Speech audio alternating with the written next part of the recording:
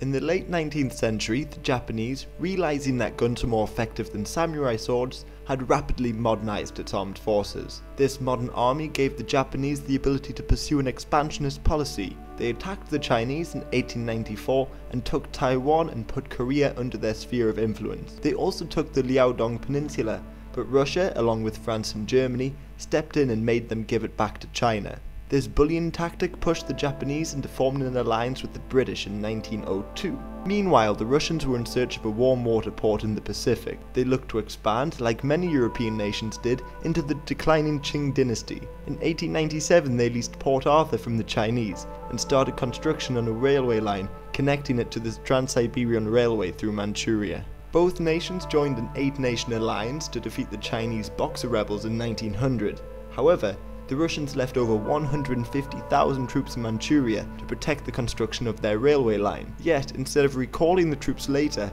by 1903 even more troops had been sent in. The increase of Russian traders and troops into the region threatened Japan, so they entered negotiations with Russia. They hoped to stop any territorial disputes by getting Russia to recognize their ownership of Korea. Russia, confident that Japan would avoid war, demanded that Japan should reduce their own troop numbers in Korea. Relations were then severed, and Japan declared war in February 1904. Well, controversially, they declared war after they had attacked the Russian fleet at Port Arthur. This naval victory allowed the Japanese to land troops in Korea and occupy Seoul. From Korea, the troops marched north and fought the Russians across the Yalu River and make their way into Manchuria. In July, the Japanese, with thousands of troops, lay siege to Port Arthur and their fleet blockaded the port. The Russians tried to relieve the city by sending in their Baltic fleet. However, en route, they fired at British fishing ships, believing they were Japanese warships in disguise.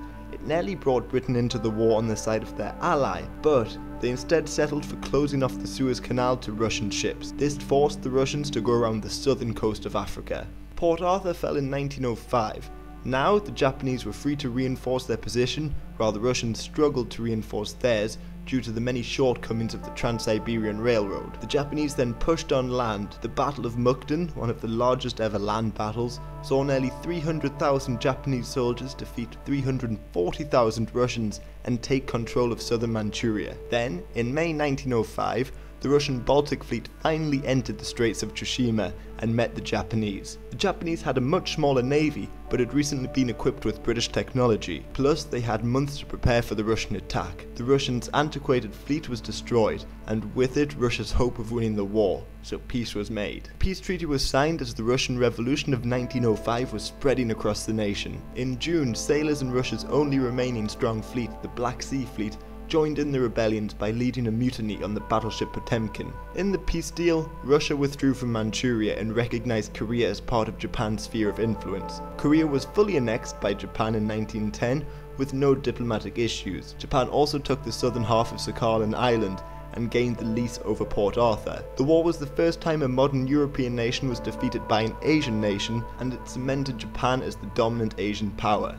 Their empire building wouldn't stop until after their defeat in World War II. Meanwhile, Russia was humiliated. Their domestic problems only deteriorated, and the war gave the future Central Powers of World War I the confidence to attack Russia as they saw it as weak.